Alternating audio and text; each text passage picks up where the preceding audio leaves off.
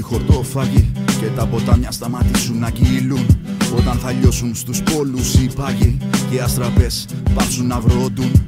Όταν χαθεί το χρώμα της φωτιάς και του νερού τα ρουφήξει όλα η δεινή. Όταν τα μυστικά κλέψεις μιας μάτιας και τον κόμπο κανένας δεν θα λύνει. Όταν τα φρούτα σταματήσουν να οριμάζουν και απ' τα δέντρα τα φύλλα δεν θα πέφτουν. Όταν τα γούστα μας ψευτικά θα μοιάζουν και τα όνειρά μας θα φύγουν, θα χαθούν. Όταν οι νύχτες θα αρχίσουν να σκεπάζουν τις αυγές με το πέπλο του στο μαύρο. Και όταν τα νότα μας πορεία θα χαράζουν και το βλέμμα ενός παιδιού θα γίνει λαύρο. Τότε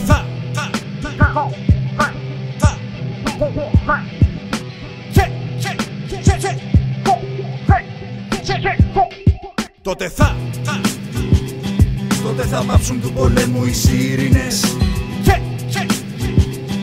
οι αρχοντάδες θα βαράνε προσοχή. Τότε θα πέσουν τα κάστρα απ' τους γήφινες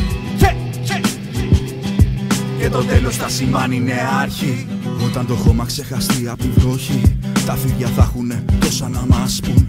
Όταν θα νιώσει ο Ρουφιάνος ενόχη και οι κασάνδρες θα αντέχουν να σιωπούν.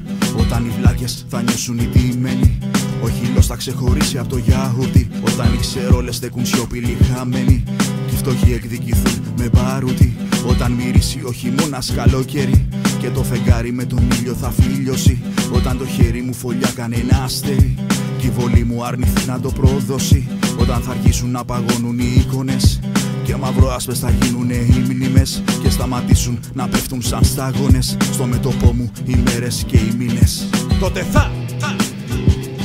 Τότε θα πάψουν του πολέμου οι σύρινες και οι αρχοντάδες θα βαράνε προσοχή. Τότε θα πέσουν τα κάστρα απ' τους γήφινες και το τέλος θα σημάνει νέα αρχή.